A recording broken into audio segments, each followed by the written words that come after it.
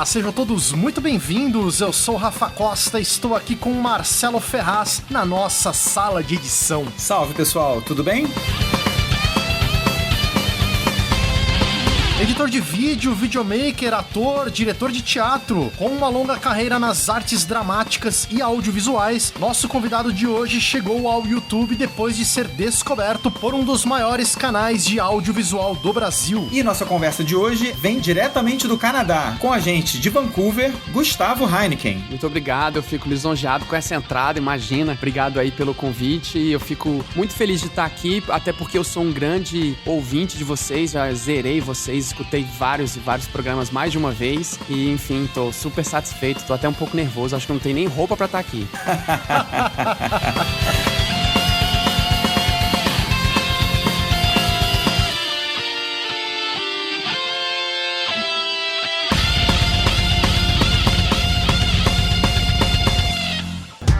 Mas antes de começar esse episódio, eu gostaria de lembrar a todos vocês da nossa promoção da Movie Locadora, que dá 10% de desconto para todos os ouvintes do Sala de Edição. Liga lá na Movie Locadora ou aparece por lá e fala que ouviu a promoção no Sala, que ganha 10% de desconto em qualquer locação para equipamentos audiovisual. Essa promoção dos 10% vai até dezembro de 2019. Mas não para por aí, eles lançaram também um programa chamado Movie Rewards, que conforme você vai acumulando locações de equipamento, na sua 8ª locação você ganha a média das últimas 7 locações, ou seja, basicamente você vai levar de graça essa locação. Então não perca tempo, é muito bacana, tem muita coisa legal lá, dá uma olhadinha no site, no Instagram, no Facebook, eles estão como Movie Locadora, MOV Locadora.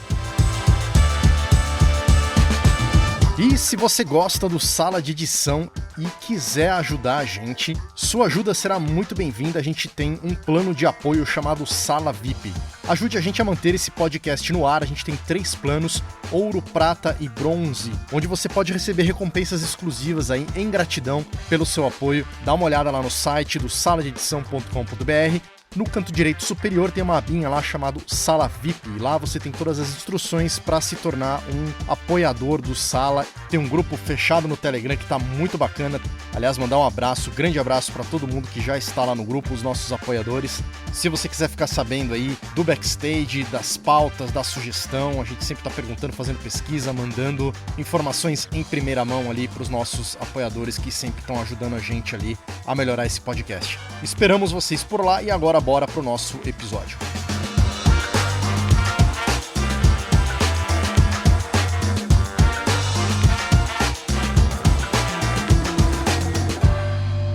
Gustavo Heineken, cara, que legal ter você aqui. Eu lembro que eu te ouvi pela primeira vez numa entrevista no podcast Cinemação. Mandar inclusive um abraço aqui pro Rafael Arinelli, lá do Cinemação. O podcast dos caras é muito legal e eu tive esse prazer aí de ouvir teu episódio assim, meio sem querer. Não te conhecia, fiquei te conhecendo melhor ali. E eu lembro que eu já entrei em contato contigo, né, Heineken? Foi. E a gente começou ali a fazer um primeiro contato. Eu vi que você tinha um podcast também, Trabalho de Mesa, segunda indicação aí pros ouvintes. E aí apresentei o Sala de Edição e a gente vem conversando desde então. Eu fiquei, foi super assim, curioso, porque, enfim, eu acompanhava, né, há muito tempo vários podcasts sobre cinema, porque eu, enfim, tô estudando isso já tem uns 3 anos aqui no Canadá, e aí eu comecei a acompanhar mais de perto podcasts de cinema, e aí fui convidado por eles para participar lá, e fiquei super feliz, mas eu já escutava vocês, e aí quando eu recebi a mensagem de vocês, tava afim de repente falar, eu fiquei assim, caracas, olha que massa, os caras que eu curto, eu vou conversar, então eu fico super, assim, eu fico realmente legal. Sem graça, porque eu vou me escutar no podcast de vocês, e pra mim isso é bem esquisito, sabe? Porque eu tô acostumado a ouvir vocês, agora eu vou me escutar, talvez eu não escute, fico com vergonha.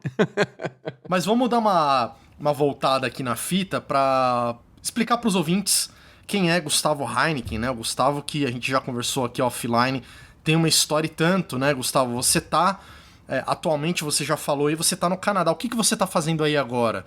E como você chegou aí, né? Então, agora aqui eu tô fazendo a minha segunda faculdade de edição cinematográfica, edição de cinema, e tô trabalhando meio como freelance na área de audiovisual, mas mais voltado pro cinema mesmo. Eu tenho feito Ultimamente, estou tentando focar o pagamento das contas praticamente só com coisas de cinema, né? Os desdobramentos que a área do cinema pode oferecer, né? Então, eu sempre trabalhei nessa área de o behind the scenes, né? Sempre fiz montagem de luz, montagem de equipamento, edição, sempre trabalhei por detrás, apesar de ter uma formação como ator. Mas eu resolvi vir para cá e estou aqui agora em Vancouver, né, no Canadá, fazendo a segunda faculdade já. Pois é, cara, que doideira. Você falou, você tá fazendo agora uma faculdade específica de edição, né? Você tava me falando aqui. Eu fiz a primeira, eu entrei no Art Institute, que depois foi comprado pela LaSalle College, que é uma faculdade de direção cinematográfica mais voltado para o cinema geral, digamos assim. Ele forma o aluno, chama Digital Film and Video, e ele forma o aluno numa perspectiva geral, assim. Não muito do mercado, mas da linguagem. Então, você sai de lá formado como... Seria uma faculdade de audiovisual, assim? Seria como se fosse uma faculdade de audiovisual. Social. Só que o que eu acho diferente, porque assim, as faculdades de audiovisual no Brasil, eles levam em consideração um mercado bastante financeiro que existe do audiovisual, que são os vídeos corporativos, comercial, publicidade, propaganda, né? Então, numa faculdade de cinema, digamos assim, no Brasil, você tem um foco grande para esse lado também. E aqui a gente teve, assim, 2 matérias apenas. Eu acho que uma matéria efetivamente foi sobre esse empreendimento, tipo, filmar casamento, fazer publicidade. O resto todo foi voltado pro filme mesmo, para fazer longas... Ou seja, faz jus aí ao nome da faculdade, que é o Art Institute, que mudou o nome, você falou, né? Mas depois ele foi comprado. O Art Institute era um instituto grande, existia em vários lugares do mundo todo. Tem na França, tem, acho que em Londres falar, e tal. Cara. Eles são realmente importantes, assim, mas aí, aparentemente, eles foram perdendo... Eles tinham muita fama, mas eles foram perdendo grana no mundo. Eles até declararam falência, né, que chama. E aí o LaSalle College, que é um instituto gigante que também envolve outras mídias, comprou esse brand, só que mudou o nome, né? Então, assim, os professores são os mesmos, o equipamento é o mesmo, é tudo a mesma coisa, só que, na verdade, mudou o nome para LaSalle College. E foi bem no finalzinho da minha graduação lá, sabe? Que eles trocaram de nome. Você fez um curso de 2 anos aí, né? 2017 que você entrou, foi isso? Isso, foi um curso de 2 anos. E aí, quando terminou essa faculdade, eu resolvi ficar mais e queria também me especializar um pouco mais em programas que eu ainda não estava muito familiarizado, assim, porque eu venho trabalhando com o Premiere e com o DaVinci há muito tempo, mas eu não tenho muita facilidade com o Avid ainda, sabe? Eu ficava assim, cara, se eu pegasse um feature film gigante sozinho, eu não sei se eu dou conta de editar, sabe?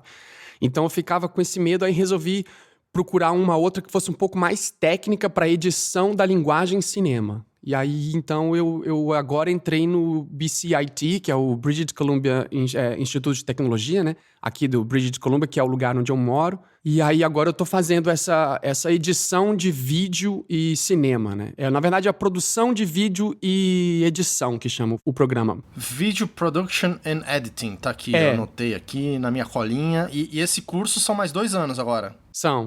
Eu acho que, na verdade, ele é 1 ano e 7, 8 meses.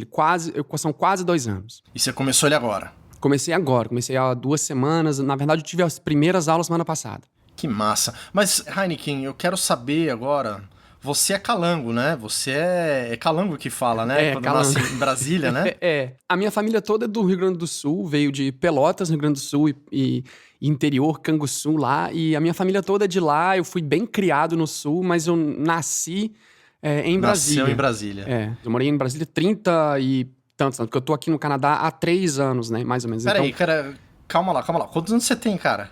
Eu tenho 39 anos, mas eu tenho corpinho de 54. E voz de 25, 30, não é isso? É por isso que agora eu tô me enveredando só podcast. Em vídeo, mas eu falei, caramba, o cara 30... Fiz as contas aqui e não tava fechando. Você tem cara de novo. No vídeo também eu não te daria 39, não. Pois é, eu tenho 39. Que legal, que experiência. Mas vamos lá, você é formado em licenciatura e artes cênicas na Federal de Brasília, é isso? Na Universidade Federal de Brasília, na UNB, eu fiz licenciatura. Porque assim, eu comecei a fazer teatro muito jovem mesmo. Sei lá, eu tinha 14, 13 anos, eu comecei a querer trabalhar em teatro mesmo. E eu sempre fiquei socado em tudo que era peça de teatro, grupo de teatro. Eu sempre me soquei o máximo possível, porque eu queria fazer isso.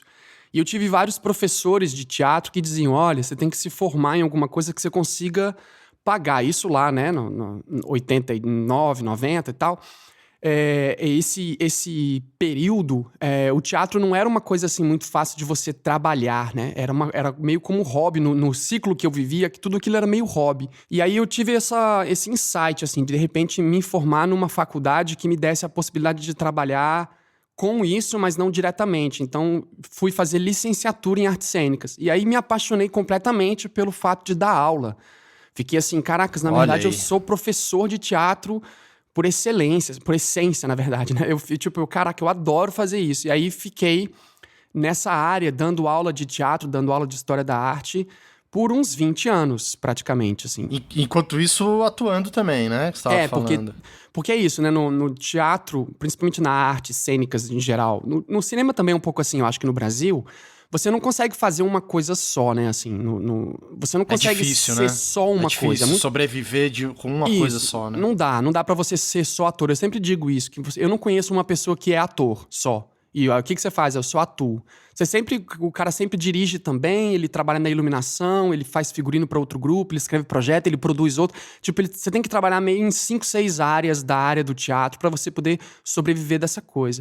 E eu sempre fui muito assim, de grupo, de trabalhar em coletivo e fazer um pouco de tudo. Então eu comecei a me interessar mais pelo teatro tecnicamente, subindo lá nas varas de luz e montando luz de teatro, eu achava isso o máximo. E se eu pudesse viver disso, eu ia viver. Eu atuava e adorava atuar, eu dirigia peça, eu escrevia peça. Então eu sempre pinguei em todos esses lugares do teatro, assim. Só que uma coisa que eu sempre fiz ao longo desses 20 anos foi filmar e editar as coisas subsequentes da peça, entendeu? Isso que eu queria te perguntar. Como é que entrou a edição aí no meio dessa história? Pois é, porque assim, muitos projetos de teatro eu sempre encarava como uma estrutura de educação, sabe? Então eu sempre acho que a gente tem que fazer compartilhar informação com os outros. Eu sempre tinha essa ideia, sabe? Então o que eu fazia era filmar os processos de criação dos espetáculos que eu participava, fazendo mini docs disso, para poder ter um registro depois, tipo, como a gente chegou naquele figurino, por que a gente chegou naquele texto, como é que chegou naquela ação, por que o ator chegou naquele ponto. Porque eu comecei editando com 2 videocassetes e uma câmera, né? É o meu primeiro coisa. Pegava a fitona lá, dava play, dava rec, né? Tipo, vocês já fizeram isso também, né? Lembro bem. As primeiras edições que eu fiz era isso, aqueles truques de mágica e editando coisas e botando letreiro e tudo com videocassete, né? E sempre foi esse lance, assim. Então chegou um determinado momento que eu falei, cara, eu preciso me especializar nisso, assim. Eu queria aprender. Aí fui fazendo pequenos cursos de edição para tentar entender a edição como um processo, como uma ferramenta, né? Nunca foi para mim como um trabalho. Para mim, meu trabalho era como ator. Porque eu fiquei, sei lá, 15 anos nessa onda ali, assim. E essas edições viravam ferramenta para você em sala de aula. Então você montava ali e levava isso para os seus alunos depois em sala. Isso, usava como criação para mim e como melhoria também, né? Não só os alunos, mas eu também aprendia, porque eu avaliava aquilo que eu tinha feito, ou como que eu cheguei, onde eu errei e tal. Mas aí o que rolou? Eu comecei a pegar esse material e comecei a perceber que eu precisava aprimorar nisso, né? Tipo, aprender a fazer isso, porque dava muito trabalho, assim, fazer essas coisas sozinho, sem ter internet, sem ter esse lance. E quando eu comecei a fazer o primeiro curso, eu nem lembro onde foi, eu acho que foi em Brasília mesmo, ou em São Paulo, não lembro. Eu fiz um curso, assim, tipo uma oficina de edição de vídeo, sabe? E aí aquilo me quebrou a cabeça. Eu falei, nossa, eu consigo separar o áudio do vídeo. Meu Deus, isso facilita tudo, sabe? E aí o mundo abriu pra mim, assim. Aí eu comecei a fazer todo e qualquer projeto que eu fazia de teatro, eu socava documentário, vídeo no final, pra ter material, pra ter trabalho, sabe? Isso durou tanto tempo que depois de um tempo a minha esposa falou, olha, vamos migrar, né? Vamos pra Los Angeles, você entra numa faculdade de cinema mesmo e, tipo, a gente pula pra esse lugar, sabe? E aí a gente tentou Los Angeles, só que Los Angeles era muito caro, a gente não conseguia fazer, sabe? Era possível. Então, conversei com algumas pessoas que trabalham nessa área há muito tempo. E eles diziam, olha, se você curte editar, colorir, essa parte mais técnica, né, não tanto o glamour do cinema, ou seja, você não quer ser o ator ou o grande diretor de cinema, se o seu interesse não é a frente do cinema, mas as costas dele, digamos assim, Vancouver é um excelente polo, porque aqui rola muita pós-produção, aqui rola muita produção de filmagem da segunda unidade, né? Aí eu, então vamos, assim. Aí eu achei o Art Institute, já tinha fama grande, então eu resolvi. E aí a gente alugou tudo que a gente tinha lá, sabe? A essa altura a gente já tinha uma escola de teatro, com espaço mesmo, com estúdio de edição, com um estúdio de gravação de áudio, com um cafezinho até, a gente tinha um pequeno café, um bistrozinho que funcionava nessa escola e tal, e a gente alugou tudo, sabe? Não, chega. Abandonou tudo, fechou as malas e viemos pra cá e estamos aqui há 3 anos nessa maluquice, cara. Essa decisão de correr atrás de um curso mais especializado, mais focado, é bem recente. Porque uma coisa que me incomodava muito era assim, eu sempre escutei podcasts e reviews de cinema, principalmente, e uma coisa que me incomoda muito é assim, eu vejo pessoas falando, eu não gostei do filme porque o ator não tá bom. E aí aquele cara, sei lá, é um jornalista, ele é um publicitário, ele não é um artista formado numa faculdade, entendeu? São pessoas falando de um assunto que ela não é necessariamente a área dela, ela só é consumidora. E ela tá dando a opinião dela, aquilo, sabe? E aquela perspectiva de o que é que você diz que é uma boa atuação, sendo que você não sabe exatamente qual é a linguagem da atuação, né? É só meramente o seu gosto que você está avaliando. E essa coisa sempre me incomodou. E aí chegou um momento que eu pensei, será que eu não sou exatamente essa mesma figura? Porque eu não sei dizer, porque eu venho editando vídeos para YouTube há muito tempo, trabalhando até com isso. Tipo, eu fazia isso como freela, né, em Brasília. Editava vídeo para outras pessoas. Até o Trabalho de Mesa era um programa que a gente tinha na internet, no YouTube, com vídeos, né? E eu pensei, cara, será que eu não sou essa figura que, tipo assim, fico falando sobre edição, mas eu efetivamente nunca estudei a linguagem do corte e tal, tipo, a parte acadêmica disso? Então eu fiquei com essa paura, assim, de não ser o cara que eu sempre me incomodei, sabe? Me tornar aquilo que eu sempre odiava. E aí eu resolvi, não, então eu vou realmente estudar academicamente isso, entendeu? Ir lá nos mestres, com os caras que já fizeram grandes coisas e perguntar por que o corte assim é melhor do que o corte assado, por que fazer proxies facilita, ou por que eu ponho LUT aqui ou não ponho LUT, o que é que muda e tal. E essa investigação científica, digamos assim, eu sempre tive forte em mim, sabe, assim. E eu vejo que esse teu incômodo com essa coisa de não entender o processo, eu assisti o vídeo do Goles de Cinema e você toca nesse ponto também, só que falando em relação ao roteiro, né? Então é uma coisa que realmente te incomoda não entender os processos e opinar a respeito deles, né? Eu tenho essa formação artística e eu sempre acho que arte é compartilhar mesmo, sabe? Então, assim, eu acho muito interessante, uma coisa que eu sempre adorei foi documentário do behind the scenes de um filme que você gosta, sabe? E aí você vê como o cara chegou naquele lugar. Eu acho que esse é um ponto muito interessante, porque você pode se emocionar com o produto. Você se emociona com o produto pelo lado emocional e depois você vai, digamos assim, né? Meio errado falar isso, mas aí você vai para um lado racional, porque eu acredito que o ser humano não seja racional de qualquer maneira. mas aí a gente descobre aquilo. Então, essa compartilhar essa informação, para mim, sempre foi o foco principal da arte, sabe? Ela serve para agregar mais conhecimento e divulgar mais o conhecimento dos outros, sabe? Então, para mim, esse é o foco principal do produto artístico, né? Não é uma lucubração pessoal. E falando em compartilhar e em Goles de Cinema, aí, como o Marcelo citou, vamos explicar para o ouvinte. Goles de Cinema é uma playlist que rola dentro do canal Audiovisuando. O Audiovisuando, que é um canal que tem já há muitos anos aí na internet, né? Do começo do YouTube, é forte no Facebook também. Como é que você entrou nisso, nessa jogada toda aí? São recentes esses episódios lá, né? No Audiovisuando. Faz pouco tempo que a gente tá com esse namoro aí. Foi assim, eles são um dos canais mais importantes, talvez eu acho que é o canal mais importante de audiovisual técnico pro brasileiro, né, em português. Então eles disponibilizam no YouTube conteúdos bem técnicos sobre codecs de câmera, novos modelos de câmera, como você mexe em determinado software. E são coisas bem voltadas para quem vai trabalhar com audiovisual. Eles têm uma pegada gigante voltado mais para o workflow da publicidade ou da propaganda ou do comercial. Enfim, não importa muito o job, mas é meio focado para esse lado. E eu sempre acompanhei, sempre fui muito fã, gosto muito da qualidade deles, né? Porque eles têm eles são famosos no YouTube brasileiro, mas eles são diametralmente opostos aos mais importantes e famosos no YouTube, porque eles realmente se preocupam com o áudio, eles se preocupam com a cor, eles focam direito, eles fazem um frame correto. Então, foi isso que me chamou a atenção. Falou, tecnicamente, esses caras sabem o que eles estão fazendo, né? Tudo é muito bonito, tudo é muito bem feito e muito responsável. E eu vim acompanhando. Aí um dia eles lançaram uma brincadeira para brincar com vídeos na vertical. E aí eles falaram, se você quiser, vamos fazer um quadro aqui, chamava Você no AVZ, eu acho. E era assim, faz um vídeo em vertical, né? Tenta fazer um vídeo em vertical e manda pra gente. E aí, se for legal, a gente vai postar no nosso canal. E eu nunca tinha feito nada pra eles, assim, nunca tinha nem comentado os vídeos deles. Era uma coisa assim, eu era fã, mas eu não participava, sabe? E aí eu falei, cara, eu vou fazer um mega show-off só porque eu quero, sacou? Só aí porque eu quero, só porque eu consigo, só porque eu posso. Eu peguei um monte de equipamento de cinema que eu tinha, tipo, eu já tava aqui no Canadá, então eu tive acesso à ilha de edição e eu fiz um vídeo bem interessante, mas eu tentei deixar ele com cara de celular, sabe?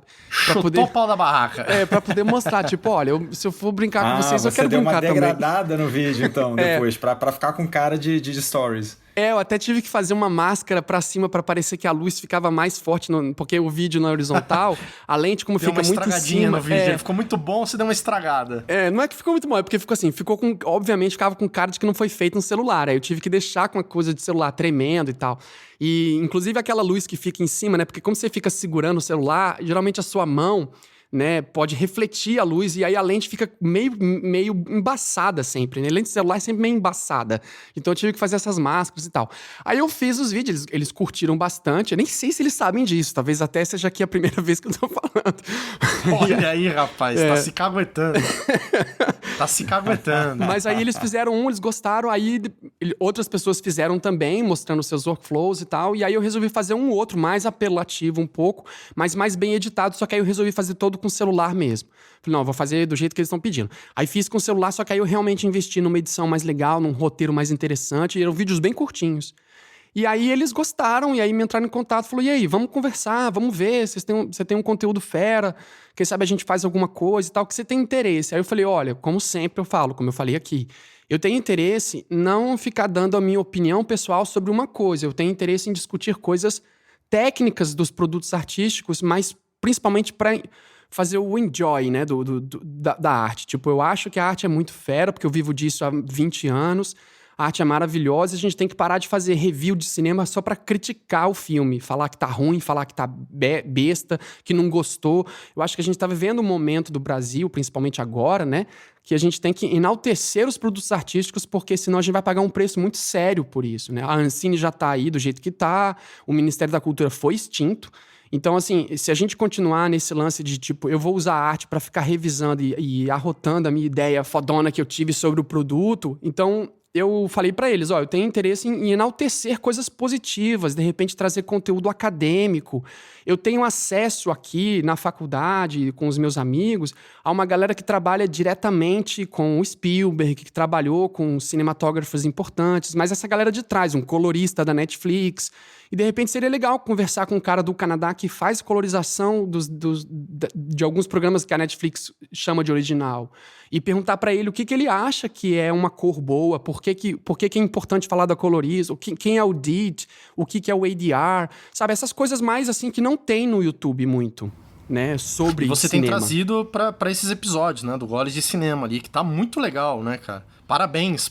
Você tem falado muito da gente, do audiovisuando, mas, cara, você chega realmente com o pé na porta ali. Eu e o Marcelo, né? Marcelo, a gente assistiu ali, é surreal ali, cara. Eles inventaram essa parada assim, tipo, a gente pode chamar de Goles de Cinema e você tem um quadro que inicialmente era pra tentar fazer, sei lá, quinzenal, mas assim, é impossível fazer quinzenal. Sim, é um nível de produção. Nossa senhora, é muito complexo a sua edição, cara. Eu gasto, tipo, umas 50 horas pra editar cada vídeo, sabe? Mais ou menos. 50 horas? É.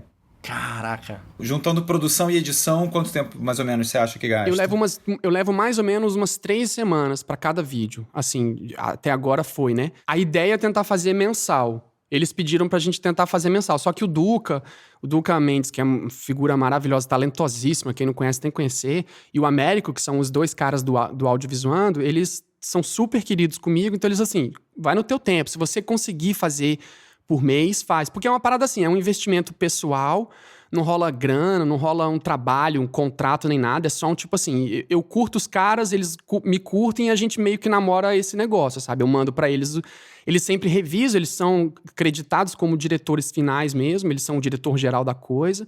Só que eu faço tudo, eu escrevo o roteiro, eu pego os equipamentos, eu faço location scout, eu monto os equipamentos, eu filmo, aí eu edito, eu faço a colorização a maioria das vezes, mando pra eles e eles avaliam. Ó, legal, tá ótimo, de repente a gente pode botar isso ou tira aquilo e tal. Até hoje eles nunca pediram pra eu não colocar alguma coisa, então eu tinha liberdade total de fazer tudo o que eu queria, sabe? E o Duca sempre me dá uma ajuda enorme, porque o Duca tem uma percepção gráfica incrível, assim, sabe? Então ele sempre dá uma ajeitada. Ó, bota essa fonte, bota a cor mais pra baixo, puxa mais pro lado e tal. Aí ele dá esse arremate final, assim, da coisa. E eu mando pra eles e aí eles postam. Então esse quadro é meio que criado por eles. E aí eles chamaram de Goles de Cinema, acho que fazendo uma piada com o meu nome, do Heineken, né? Porque a ideia é fazer uma pequena coisinha de cinema mesmo, assim. Então eu fiz um sobre roteiro.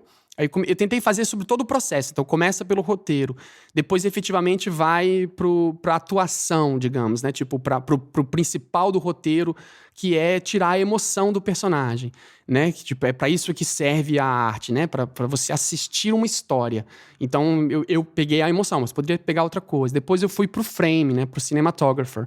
Agora eu vou fazer o próximo sobre o áudio, sobre o ADR. E aí assim vai indo, sabe? Eu já tenho uns 4, 5 na frente já meio pré-gravados, meio pré-escritos.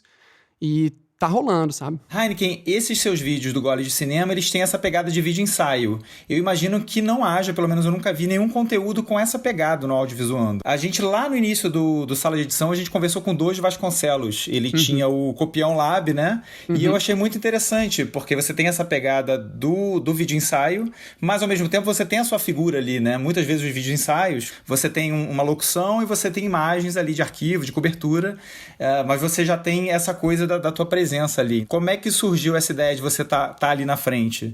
Tem uma ligação com a questão de você ser ator? Como é que foi isso? Porque pra mim era muito mais fácil ficar na frente da câmera do que ficar por trás dela. Eu senti que eu ficava muito tempo, muito pique, assim, sabe? Gravando só um áudio, eu ficava, não, vou mudar. Eu acho que ia demorar mais se eu ficasse por detrás sempre. Se eu me botasse na frente da câmera, eu sei que eu ia ter que escolher um material e ia acabar fazendo ele mais rápido. Então é um pouco mais efetivo. Mas a minha proposta equivalendo também... era mais fácil de chegar, né? Exato. E a minha proposta também era, primeiro, ser honesto e mais real. Então eu não curtia muito essa ideia de eu ficar atrás, escondido, falando uma coisa, definindo coisas. Isso tá certo, esse frame tá errado, como são os vídeos ensaio, né? Fica uma pessoa falando com um monte de banco de imagem. E eu não queria isso, eu acho isso legal, mas eu queria uma coisa mais honesta. Sou eu mesmo que tô aqui, você tá me vendo e eu tô te falando, eu tô com a minha roupa do meu dia, sabe? Não é montagem, não tem nada, sou eu mesmo que tô aqui te falando. Só que, ao mesmo tempo, a proposta era ser visualmente diferente do que está acostumado com o YouTube. Então, eu proponho frames que têm a ver com o conteúdo, eu proponho locações que também têm a ver com o conteúdo que está sendo falado. Eu tento propor um vídeo gravado em 3, 4 vezes, porque como é que eu faço os vídeos? Eu gravo o roteiro, tipo, são 6 páginas, ou 7 páginas normalmente. Eu gravo quase todas as páginas em cada um dos lugares. E depois, na montagem, eu decido. Essa parte eu prefiro na location. Caraca, mano. Essa parte eu prefiro... Eu achava o Doge já meio louco. Achamos outro, cara. Aliás, mandar um super abraço aí pro Doge. Faz tempo que a gente não traz ele aqui no podcast. Ele também acabou dando uma pausa lá no Copião Lab, a gente tá puxando o pé dele ali pra ver se ele volta com o Copião. E ele tá aqui no Brasil, né, Marcelo? Vocês estão até pra se encontrar tá aqui no Rio, né? Eu tô devendo pra ele, eu tô enrolado essa semana, eu tô devendo pra ele um show pra gente sentar pra conversar. Não, vamos trazer ele pro episódio aqui também, pro podcast, né? Precisamos trazer ele de volta. E vejam aí o canal do Heineken, vejam o canal do Doge também, comparem linguagens, que os dois têm conteúdos sensacionais, vale muito a pena. São linguagens diferentes, mas conteúdos muito bons. Eu curto muito esse do Copião também. Eu acho que a minha ideia era assim, era tentar também fazer coisas que fossem visualmente diferentes. Então, eu proponho a ideia de tentar iniciar uma frase numa locação e terminar a frase em outra locação, às vezes. E isso era muito difícil porque eu tinha que melhorar a qualidade de áudio. Aí eu não posso deixar de falar, porque nesse meio tempo, a minha equipe, pessoas que me ajudam a fazer isso aqui, ela foi mudando. Eu comecei com um cara que era do México e 2 caras, era um chinês e um japonês. Então era uma loucura, porque eu conversava em espanhol com um cara, em inglês com o outro, e eu olhava pra câmera falar em português. Então o primeiro vídeo foi bem confuso. O japonês não entendendo nada. Era bem difícil, assim, sabe? E aí, aos poucos, eu fui trazendo, encontrei brasileiros que estavam a fim de me ajudar nisso e testar coisas também. E hoje eu tô com o Henrique Andrade, que é o meu engenheiro de som, e ele é engenheiro do trabalho de mesa também, então ele edita o podcast do trabalho de mesa, e ele tá muito a fim de se enveredar por essa área também do location audio, né, que é o... como é que chama isso? É o som direto, né? Ele tava... porque ele é um engenheiro de som, ele é muito bom, né, trabalhando com games agora e tal. E depois eu chamei o Ricardo Almeida, que é um câmera, que também tá se enveredando, estuda na mesma escola que eu, né? Agora ele tá estudando na escola que eu já estudei. E aí ele tá me ajudando na câmera também. Então ele me ajuda a, pelo menos, a focar, a ficar lá no lugar e tal. Às vezes eles dão umas ideias e tal. Então agora tá mais fácil, porque agora eu só falo uma língua. Porque antes era meio me dividir assim. E aí eles também ajudam agora nessa parte, né? Só que de qualquer maneira eu continuo fazendo toda a elaboração. E o propósito eu filmo de dia, eu filmo de tarde, ou eu filmo à noite, eu filmo quando tá nevando, eu filmo quando tá chovendo, eu filmo quando não tá só nublado. Eu filmo com lapela e um boom e mudo de lugar, rua silenciosa, rua não. E a minha ideia é fazer com que o vídeo fique todo igual. Então também é uma proposta minha, saca? Muito bacana. Eu gostei das falas do filme, eu gostei dos efeitos do filme, eu gostei até da montagem, eu gostei do corte do diretor. Eu só não gostei foi do roteiro. O Trabalho de Mesa é um podcast, mas ele é sobre teatro. Eu digo que eu sempre, pra todo lugar que eu vou, eu sempre falo isso pra ver se provoca as pessoas. Eu falo que o Trabalho de Mesa é o único podcast de teatro que o Brasil tem. Só pra ver se alguém um dia fala, mentira, eu também sou assim, pra gente se achar. Porque se você procurar podcasts sobre cinema e arte, você vai achar 300, né? Tem milhares de podcasts sobre o Vingadores, sobre não sei o quê. E a esmagadora maioria das pessoas que fazem podcasts sobre cinema são jornalistas ou publicitários, né? Não são pessoas efetivamente da área, né? E a minha ideia era criar um podcast ou criar um projeto de falar sobre teatro por pessoas de teatro. Então a gente fala de atuação, a gente fala de linguagem, a gente fala de interpretação, a gente fala de texto, a gente fala de coisas específicas da área do teatro. Não é uma coisa de ator só. Lá a gente tem palhaços, a gente tem professores de teatro, a gente tem atrizes, a gente tem dramaturgos que a gente Aliás, tenta elaborar... Você é palhaço também, né? Sou. Eu trabalhei 10, 12 anos como palhaço em projetos de hospital e palhaço de rua, né? Apresentação de rua. Olha aí, rapaz, quanta coisa. Que cara intenso, hein, Marcelo? É um cara da Renascença, É um renascentista. O rapaz aqui, ele não para, bicho. Não, eu até falo assim, que vai sair o filme do Joker, eu falei, eu sou o melhor convidado pra falar sobre esse filme, se alguém quiser me chamar, porque eu sou palhaço e estudo cinema. Olha aí. E é ator, né? Isso, olha aí. Já vou dar a deixa aqui pro nosso amigo Davi Donato, do podcast Catching Up. Olha aí, Davi, quando o filme sair... Olha aí, Davi. Pode me chamar. Já temos cara. aí nossa indicação, uma visão de um insider. Mas, ô Heineken, me diz uma coisa. Como é que é, cara, estar no Canadá estudando áudio? Quer dizer, você deve estar no melhor dos mundos, né? Num país aí de primeiro mundo, com uma economia boa. Pelo que eu entendi, você já está trabalhando na área enquanto estuda. E deve estar ganhando em dólar, né? Obviamente. Então o rapaz tá com a vida que pediu a Deus, é isso? Ainda não tô agradecendo a Deus, não. Ainda tá faltando um pouquinho pra eu chegar, ok, agora tá valendo. Rapaz exigente, Mas né? É o seguinte, assim, porque nessa escola que eu estudei, no Art Institute, eles têm um programa de tutoria lá, que é, se o aluno começa a se destacar, os alunos que já têm mais experiência, eles podem entrar no programa e se eles passarem, eles passam a ser tutores, são contratados pela escola para ser um tutor, né? Que é meio que um pré-professor, que ajuda o professor e que, na verdade, dá uma pré-aula, um reforço escolar para os alunos novos que estão chegando. Assim que eu entrei no segundo semestre que eu estava, eu já virei o tutor. E aí comecei a ajudar muitos os alunos novos, principalmente os primeiros que chegavam meio perdidos. Ainda mais assim, o cara vem de outro país, fica super perdido, o que eu vou fazer, o que eu tenho que fazer e tal. E era um nível muito alto, assim, da exigência de entendimento, né? Assim, o professor já chega no segundo dia lá e fala, ó, semana que vem eu quero o first cut e é isso e a gente se vê, tchau, beijo, fuf, sabe?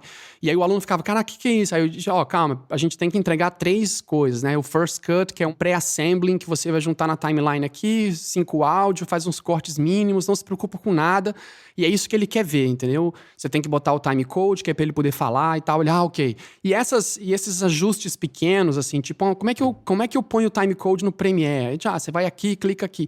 Essas pequenas coisinhas, eles deixam isso pro tutor, né? O professor pega o grosso e o tutor pega isso. Então eu fiquei fazendo isso por muito tempo.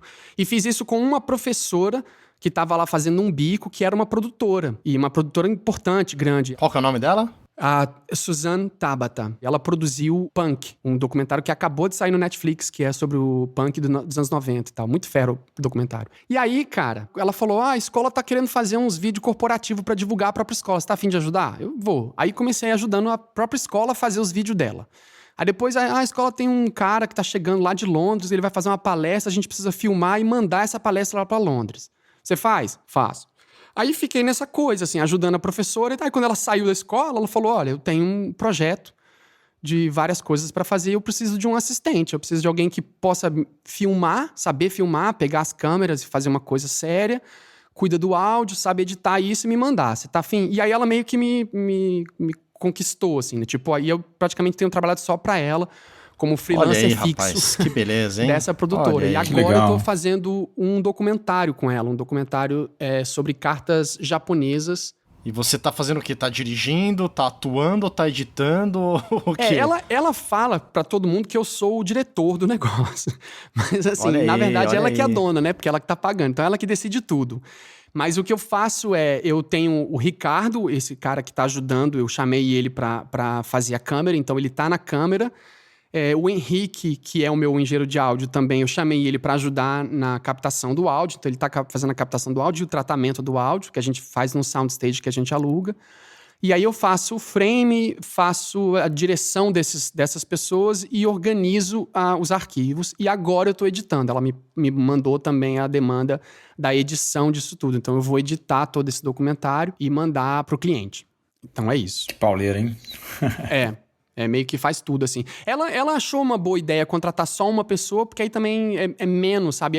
A dica que eu sempre dou para pessoas que querem trabalhar na área do cinema, no audiovisual, e na arte em geral, mas é essa, cara. O máximo que você puder agregar valor à produção, é mais fácil para te contratarem, sabe? É a coisa do generalista que a gente vem discutindo, né? Ao longo dos episódios, a gente fala isso muito com o Casa, nas participações do Casa. Você tem essa sensação lá do pessoal que você vê de outros países que eles não têm essa mesma pegada de ser generalista que o brasileiro tem? Pelo menos é esse papo que a gente ouve, né? Eu acho que assim, o brasileiro tem isso meio natural, né? Parece que a gente tem essa coisa de conseguir, porque a gente força a barra em tudo para poder sobreviver, então a gente meio que aprende a fazer um pouco de tudo mesmo. Mas assim, eu tive contato com pessoas que são... Tipo, eu tenho um amigo que é o Yuta Ishibashi, que é um cara que eu adoro, um offline editor, ele mora agora em Tóquio. E eu fiquei com ele aqui esses 2 anos todos trabalhando, e eu sempre botei ele nas coisas que eu fazia, eu sempre colocava ele, porque ele é desse cara, ele sabe meio que fazer tudo com um nível muito alto, assim, sabe? Ele, quando vai fazer cinematografia, era impressionante, ele fazia a iluminação, setava o equipamento e montava, sei lá, 30 jogos de luzes e 2 câmeras, e aquelas câmeras pauleira, né? Aquelas câmeras mega cheias de botão. E aí ele pegava essas câmeras, ficava 10 minutos mexendo na câmera, e depois ele fazia, quando a gente batia o cartão, cara, a iluminação tava assim, perfeita, sabe? Você não fazia correção de cor. Então, e ele não era pra isso, tipo, ele não é operador de câmera, sabe? Mas toda vez que eu pensava em chamar alguém numa graninha que eu tinha pra fazer alguma coisa, me vinha ele na cabeça, porque apesar dele ser editor, e qualquer pessoa vai contratar ele como editor, ter ele no set é a garantia de que você pode contar com alguém que sabe fazer alguma coisa a mais, sabe? E isso é muito interessante, mas são poucas as pessoas que eu via fazendo isso, sabe? Assim, de ter uma noção. Tem gente que é muito talentosa, aqui os brasileiros que eu encontro são muito talentosos, mas ainda são muito focados, assim, eu sou modelista 3D, é isso que eu faço. Não, eu edito no Avid, é o que eu faço, é o que eu tô especializado. Eu falo, cara, não é assim a pegada, sabe? Se você quer trabalhar nessa área, você vai ter que aprender efetivamente brincar com outras coisas, mesmo que você continue focando numa coisa que é o que você vai querer trabalhar e tal. O mercado aqui, ele é muito específico e especializado, assim. No Cinemação eu contei essa história. Eu tava atuando num filme aqui, num curta, e eles estavam empurrando a Dolly e o diretor tava reclamando. Eu tava só como ator. E o diretor tava reclamando que tava balançando muito, não tava smooth, sabe, a cena. E ele tava assim... E eu tava, como ator, eu tava olhando o chão e vi que tinha uma fita crepe no chão, saca? E ninguém sacou. E eu tava assim, quase falando, gente, alguém abaixa aqui e arranca essa fita e acabou o problema. Sabe? Tipo, o problema é que ninguém viu isso.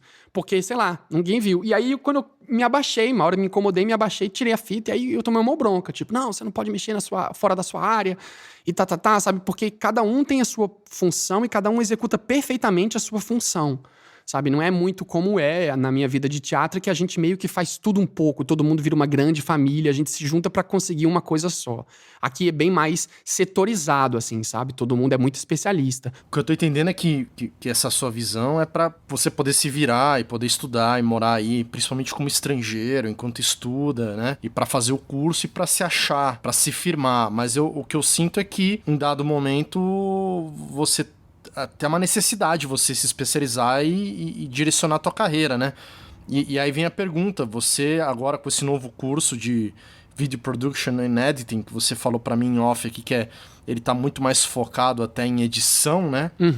Você tem essa pretensão de repente, direcionar mesmo, ou você se vê como um cara que sempre vai estar ali multitask, o canivete suíço pra sempre, assim? Como você se vê...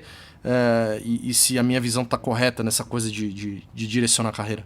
Pois é, eu não sei mesmo, sabe? Responder a tua pergunta. Eu não sei se eu quero me especializar numa coisa só, porque aí eu vou ter que assumir que eu tenha que saber essa coisa ao ponto de fazer isso, sabe? Porque, por exemplo, se eu conseguisse financiar a minha vida toda fazendo o que eu faço pro AVZ, por exemplo, pro Audiovisual, fazendo aquilo, eu mesmo edito, eu mesmo faço, se a minha vida pudesse ser paga por aquilo... Eu ia optar por fazer isso, porque eu ainda prefiro ter controle criacional e artístico de boa parte das produções com que eu participo. Então eu me incomodo ter que ficar preso às vezes, sabe? Por exemplo, eu estou trabalhando na edição desse documentário e ontem a diretora me mandou um e-mail falando que eu mandei já, eu já tô na fase do Fine Cut pra ela, né? Que é o terceiro corte, digamos assim. Aí eu mandei o Fine Cut e ela me disse, olha, você usou um take que não tá bom, por favor, me manda outro take. E eu tive crises, porque eu sei que tá bom. Aí eu voltei na ilha e olhei e falei, cara, não tem outro take, esse é o take bom. Tipo assim, até onde eu não tenho o que fazer, esse é o take bom. Porque se ela me dissesse, eu não quero o take que ela tá olhando pro lado esquerdo, eu quero o take que ela tá olhando pro lado direito, aí tudo bem, o cliente é que manda, né? Mas não tá bom é um juízo de valor que eu vou fazer o quê? E eu não consigo chegar pra ela. Aí às vezes eu falo, olha, eu até já mandei a resposta. Eu falei, eu vou fazer outro take e vou escolher outro momento. Mas é aquela coisa, eu sento na ilha e eu olho e falo, cara, o melhor take é esse. É óbvio que é esse, tá funcionando, tá fluido. É exatamente esse, sabe? E aí eu fico pensando que se eu fosse preso a só ser esse editor que responde, né, a alcunha de editor, eu ia ficar um pouco frustrado, eu não sei, sabe? Assim, eu também nunca peguei um feature filme gigante, eu só editei curtas até agora, né? Nesses 20 anos. Às vezes até uma higiene mental, né? Você virar essa chavinha e tá fazendo alguma coisa mais manual, você tá pensando em luz, você tá pensando em, né? Ou pensar lá na Dolly, que você tem que tirar a fita. E eu trabalhei bastante tempo, por exemplo, editando, que não é comparável, não tem nenhuma comparação, mas assim, pra fazer uma comparação ruim, eu editei muitos vídeos de YouTube, por exemplo, pra pessoas que queriam montar canal, ou queriam fazer vídeo de divulgação científica, ou queriam fazer vídeos promocionais, sei lá. Aí eles me mandavam material e eu edito. Eu não tenho problema em trabalhar com material mediano ou com um cliente que não entende daquilo, sabe? Ah, eu quero isso e ficou bonito e eu não tenho problema em trabalhar com isso, sabe? Mas quando envolve esse lado criacional, porque com ela, por exemplo, nesse documentário, eu tava lá filmando, né? Fui eu que fiz o take, fui eu que fiz a luz. Então eu sei que o produto tem outra pegada, porque esse documentário são cartas de 1890 que um museu achou. E essas cartas são japoneses imigrantes que estão reclamando para o governo canadense um protesto específico lá de perda de material e tal. E o museu achou os filhos e os netos dos autores das cartas. Que são Caraca, que são hoje senhores de 90 anos, sabe? 80 anos. Eita! Então aí? a gente pega esses vovôs, bota sentado e filma eles lendo as cartas dos próprios pais, assim. Eles nem sabiam das cartas muitas vezes. Dos avós, né? Ou dos pais, alguns casos, assim. O cara é uma carta do pai, porque o cara tem Caramba. 98 anos. E aí é muito emocionante, porque você vai vendo e o cara vai se dando conta que ele tá lendo a fala do avô dele, do pai dele, enfim, de um parente que ele não sabia, sabe? E aí, às vezes, o cara cai na real De na uma hora. outra realidade, Exato, né? e às vezes eles chegaram. ele cai na real, às vezes, em alguns momentos. Então eu sei que a gente tá filmando, e como eu sou ator e tenho essa coisa, eu, tipo, às vezes é um momento muito lindo, você vê o cara no olho que ele chega a chorar, sabe? E aquele é um momento emocionante, sabe? E esse é o briefing também, não é porque... Esse foi o briefing, tipo, a gente tem que fazer o povo se emocionar, foi o briefing pra mim. Então eu faço, e às vezes a diretora fala, então... Eu quero o outro, esse aqui não tá. E eu olho, cara, esse é uma emoção, o outro ele tá só lendo. Então essa coisa da criação me atrai mais, sabe? Então talvez eu, ao longo do tempo, vá me desenvolvendo mais pra parte da direção do que pra parte da edição, sabe? Porque eu gosto mais da criação disso tudo. O que eu acho interessante em você, cara, eu acho que a única pessoa que eu conheço que chega próximo dessa relação teatro-montagem é a Sabrina Wilkins, do Arquipélago, né, Sim. Marcelo? Que ela é também, eu acho que atriz, ela é dubladora. Locutora também, né? Mas assim, eu não sei se ela... Enfim, você é um cara que é ator mesmo, de teatro, ainda tá envolvido muito com isso e tal. E eu fico pensando, cara, que realmente isso deve ser um puta de um diferencial. Às vezes a gente fica muito nessa coisa técnica, ou né, jornalista publicitária, e fica assim, não, isso aqui tá mal atuado, isso aqui não gostei. E não temos conhecimento de causa, né? E você tem, né? Quando você tá envolvido com isso, ou então até quando você envolve esse tipo de contato, aconteceu agora no episódio do Arquipélago, o último episódio, o Lucas Gonzaga tá fazendo uma entrevista lá, aliás, fica a indicação mais uma vez aqui. É maravilhoso, queria mandar um beijo pra elas, que eu adoro o Arquipélago, eu sou apaixonado, eu adoro. Que legal, que legal. A gente tem que fazer a ponte, de repente você vai lá também no Arquipélago. Ixi, não tem nem roupa pra ir pra lá não, lá não tem roupa não. Você já não tem pra vir pra cá, né, Não, cara? tem Agora condição. ferrou lá, né? Mas o Lucas tava falando sobre isso, como ele tá conseguindo trazer lá de fora da gringa, aí, né, daí de fora, alguns modus operandes de, tipo, trazer o roteirista pra ilha, trazer o diretor de figurino, o iluminador. Porque é isso, a gente não tem essa parte, né, cara? Nós não somos roteiristas, nós não somos atores, né? Então, eu tenho me atentado, acho que é uma coisa legal, a gente tá trazendo você, ouvir o Lucas, tenho ido nos teatros, essas coisas estão na minha cabeça, assim, borbulhando, e eu acho bacana falar sobre tudo isso e da importância que isso tem. Comigo rolou duas coisas muito interessantes. Eu fiz um curta aqui, né, assim, ele tinha que fazer um curta para o final do curso e eu tinha a possibilidade de botar esse curta num festival. Mas ele ainda não tá pronto, eu tô na fase de tirar o green screen dele ainda, porque eu fiz umas cenas num restaurante e eu tenho que remover as janelas que estavam em green screen.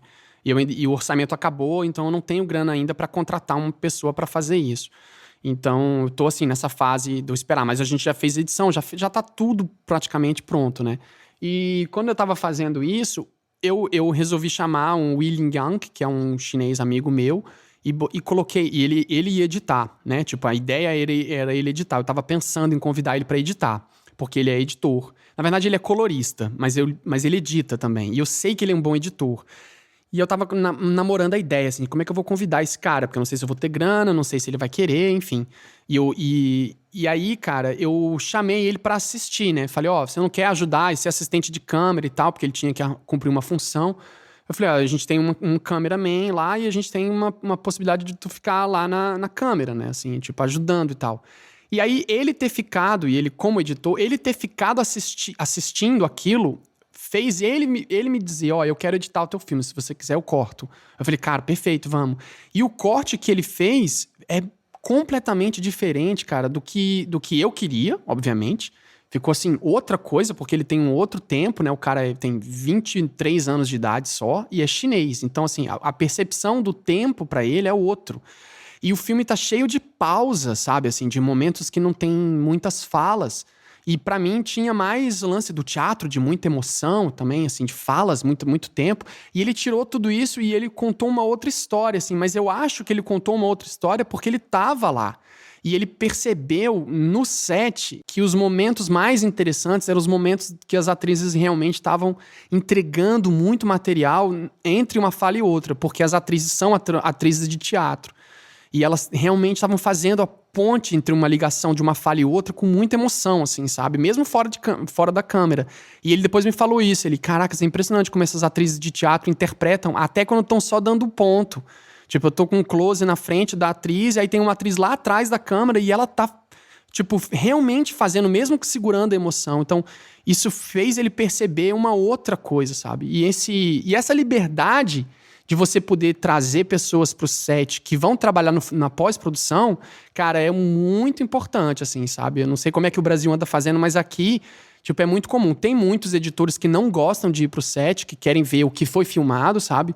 Mas no que eu tenho experienciado aqui, foi muito interessante ter esse momento de ver a coisa, sabe? Como que o diretor conduziu a atuação. Porque aí quando você vai editar, você sabe, ó, o diretor estava querendo aquilo, porque ele estava falando aquilo com o ator. Ele estava induzindo para aquele lugar. Ele botou a câmera aqui porque ele queria ver essa posição. Né? Era isso que ele queria ver. Então, participar desse processo faz muita diferença, né? Isso tudo, na verdade, é uma indicação da história ou isso é uma indicação da cinematografia? E esse é o meu ponto. Às vezes, isso é indicação do roteiro.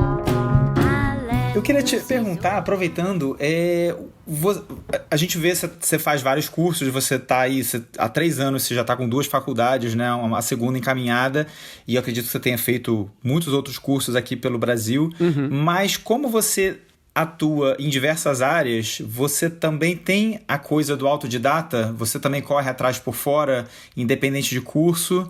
Ou não? Você realmente é mais focado? Não, você também corre?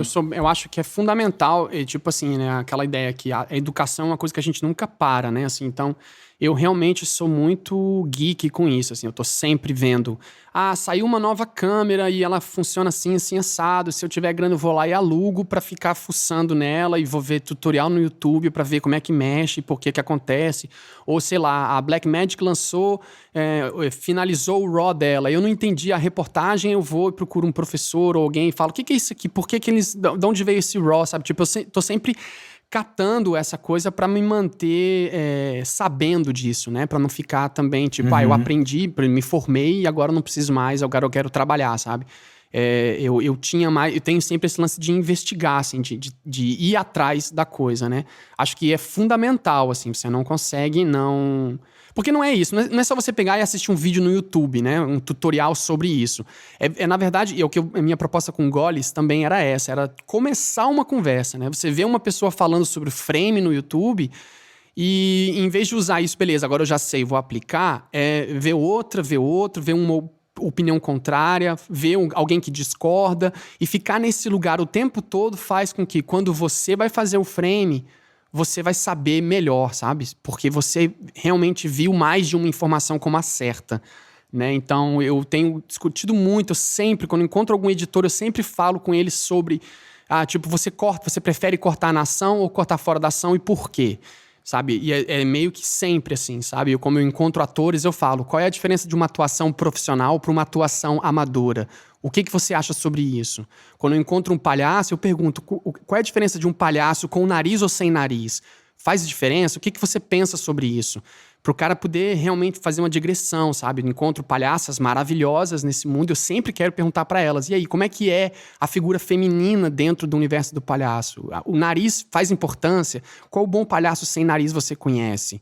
Então você está sempre absorvendo, aproveitando seus encontros para absorver essas informações novas. Exato. Porque para mim é isso. Para mim a arte é uma parada de share mesmo, sabe? De quanto mais as pessoas souberem sobre aquilo, melhor, porque a gente vai, primeiro, tirar os demônios todos que andam habitando as cabeças da gente, né? Pra fazer uma citação do Carl Sagan. A gente tá sempre dominado por esse mundo obscuro, né? Eu acho que quanto mais a gente souber e botar na real nas coisas, a gente vai aprender melhor. A gente vai assistir um filme que tem pontos muito negativos e pontos positivos dele, mas a gente pode abstrair e aprender alguma coisa com aquilo, né? Nada precisa ser ruim o suficiente pra jogar fora, porque aquilo é muito comercial, então eu não vou ver. Não, eu assisti com um editor, um colorista o Matt Sika, a gente conversando sobre filmes de ação em quadrinhos, né? A gente tava assim, sei lá, acho que era o Doutor Estranho. Sei lá, era um desses filmes da Marvel, assim. E a gente resolveu assistir junto, sabe, assim. E o cara é mega editor, trabalha em alto nível e tal, sabe? E foi muito engraçado, porque a gente se divertiu pra caramba. O filme é todo aguado, não tem quase nada ali pra ser visto, assim, sabe, em termos de edição. Mas, ao mesmo tempo, a gente ficou um tempão falando sobre o corte daquilo, sobre como aquilo funciona, por que eles mudaram a cor ali e tal. Ele ficou tentando adivinhar qual é o equipamento que eles estavam usando, que câmera eles falaram. E aí você pode fazer uma coisa super enjoy, assim, né? De se aprimorar com uma coisa que é comercial, feita pra você não pensar, digamos assim, né? Tudo acrescenta, né? Tudo você pode tirar, né? pelo menos, alguma coisinha, né? E é legal você falar isso, que no trabalho de mesa eu percebi que vocês têm, digamos, não é uma playlist, né? Você tem alguns programas específicos que vocês fazem análise cênica, né? Você tem ali o Mother, você tem Saneamento Básico, que eu sou apaixonado por esse filme. O que são esses episódios? Vocês entram em detalhes a respeito de determinadas cenas. Uma problemática que a gente tem com o trabalho de mesa é porque é um podcast sobre teatro. E teatro, a pessoa tem que ter assistido, né? É difícil falar de cenas de teatro porque o público que está nos ouvindo, primeiro, não vai ter acesso à cena que a gente viu. Só se ele assistiu também aquela, né? Então, a gente sempre ficou com esse problema, assim, tipo, como que a gente vai falar do produto interpretativo, por exemplo, sem deixar o público se distanciar demais, né? O público vai ficar, esses caras estão falando de uma cena feita por um ator, que eu não sei quem é, na cidade de, sei lá, de Porto Velho em 96. Quem viu isso? Nem sei. Só quem tava lá e tal.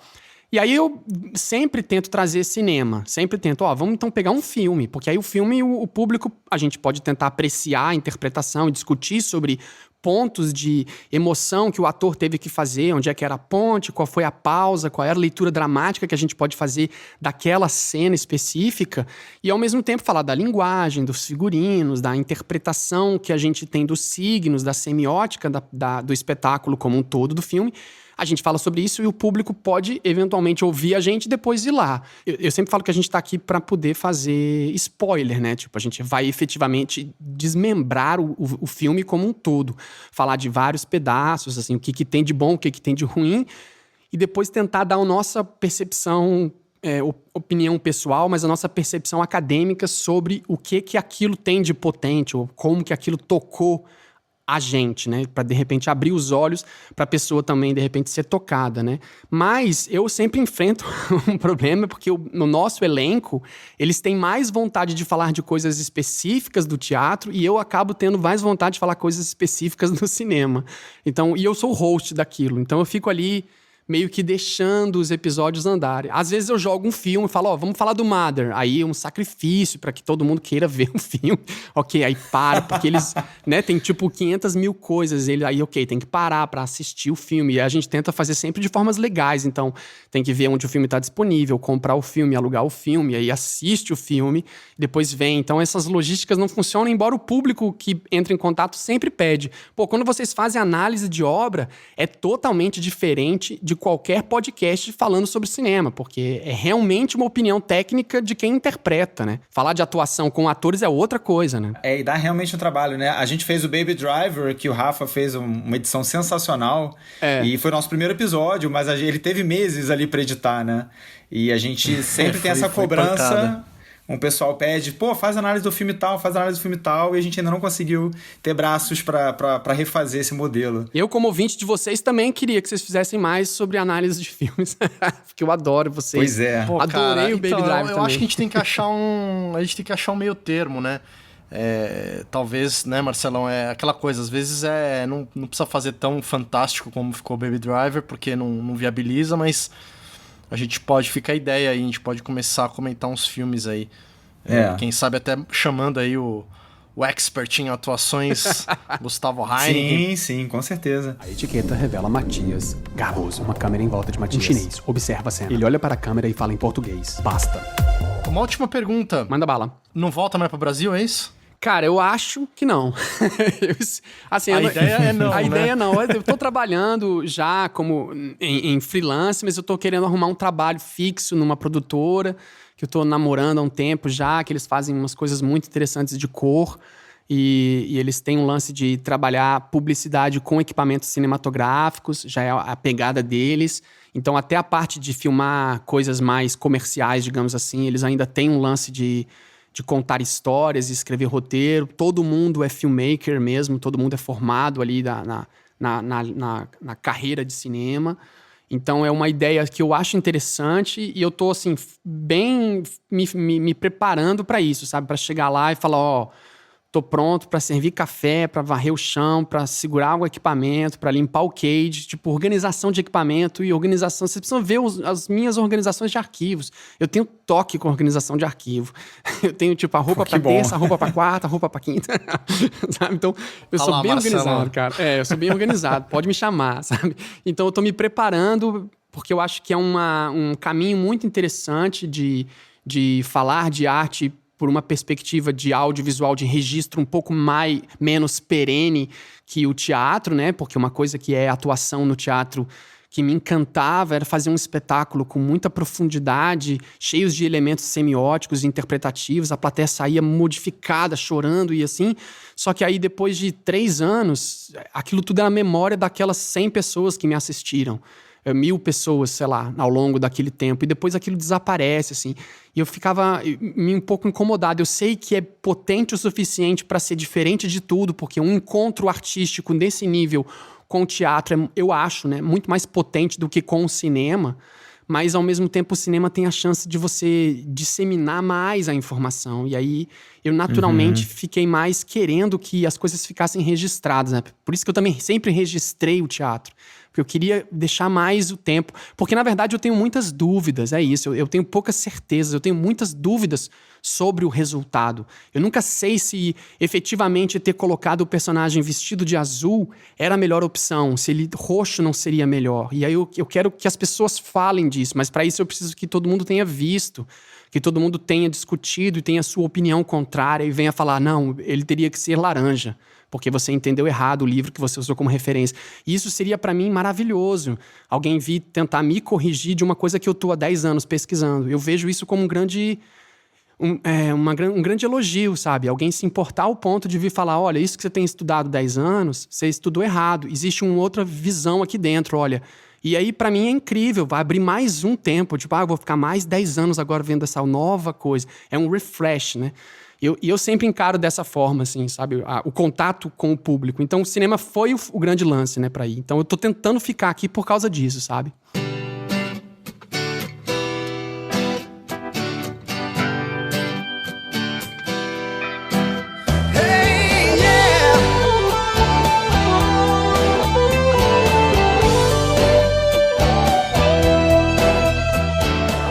Heineken, muito legal ter você aqui. Acho que foi uma primeira apresentação sua aí pros ouvintes, pro mundo da edição, pros brasileiros que ainda não te conhecem. Acho que a missão tá cumprida. Parabéns pelo seu trabalho mais uma vez, por toda a sua garra, toda a sua determinação. Continue nos trazendo esses conteúdos, cara, essas motivações em áudios, em podcast, em vídeo. A gente torce pra que você cresça aí e tenha todo o sucesso que você merece e tá almejando aí no Canadá, cara. Pô, obrigado, cara. Eu fico muito, muito feliz mesmo de estar aqui. Como eu falei, eu realmente acompanho vocês desde o início. Eu já zerei vocês mais de 2 vezes cada episódio, eu acho, praticamente. Eu até falei isso em off, eu vou falar aqui porque eu acho que vale a pena. Eu tô me organizando financeiramente pra me tornar um patrão de vocês, porque eu acho que vale a pena investir nesse projeto de vocês. Acho que o projeto de vocês não só tem uma qualidade de pensamento, de áudio realmente diferente, mas uma abordagem, um approach que eu acho fantástico, sabe? Um approach inteligente sobre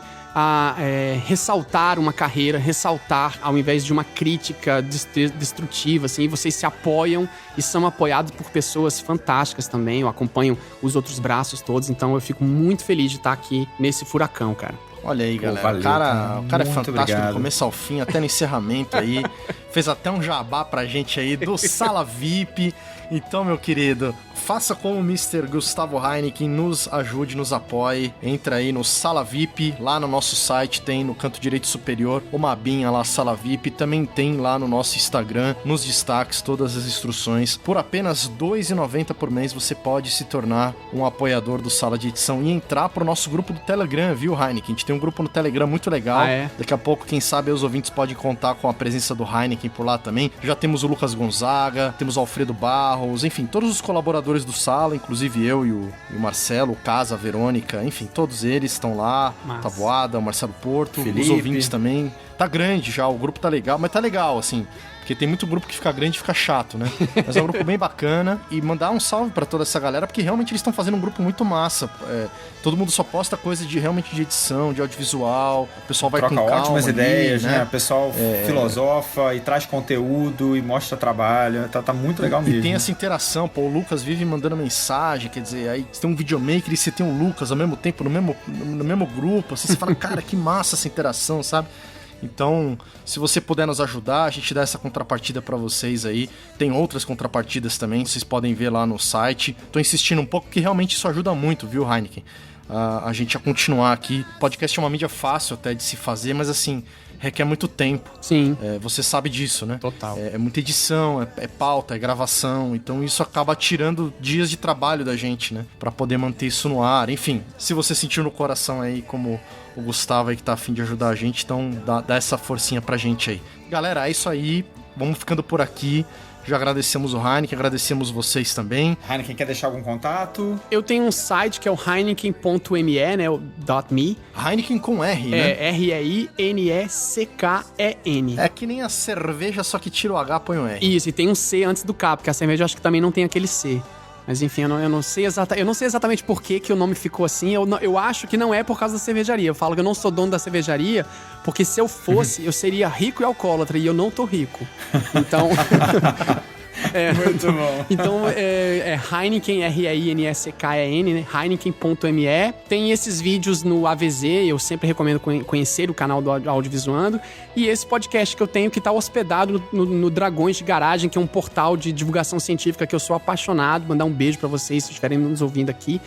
E a gente tá hospedado lá no site dos Dragões de Garagem. Esse trabalho de mesa, que é um podcast sobre teatro. Pra quem quer ouvir falar especificamente sobre teatro, vai lá que a gente recebe vocês com muito carinho. Muito bem, então se você gostou desse episódio, segue a gente aí no seu agregador, põe pra assinar, pra baixar automático, compartilha aí com os amiguinhos, com os editores, com os atores, com os diretores, com todo mundo do cinema, do teatro e da porra toda.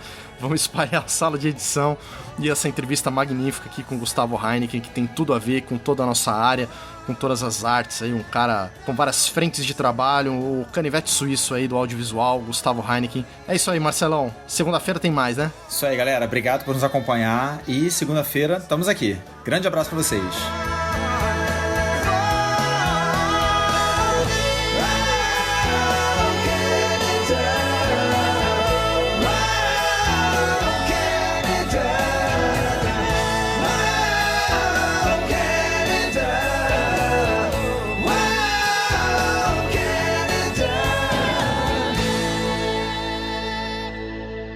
Inspirador demais, tem que ficar mesmo. Aqui no Brasil as coisas estão russas. A chance maior é a gente fugir pra aí, cara, do que você voltar. Mas Grandes não chances. Não precisa desmascarar, né, o motivo do nosso contato aí com o Heineken, Marcelo. Pô, cara, a gente tem que ir devagar, cara. Pô, já vou ali no furada, IKEA comprar furada. uns colchão inflável pra vocês aqui, já vou ali. Primeiro a gente faz um episódio, depois chama o cara pra fazer outras coisas. Aí Faz um depois de um videozinho. ano. Entendeu? Pô, aí verdade, falei, então, verdade. Heineken, tô indo aí e tal, vamos fazer um estágio. Que ato falho, Rafa. Mas o que poderia pirar a cabeça de vocês é descobrir que todas essas minhas falas também estavam escritas em algum roteiro.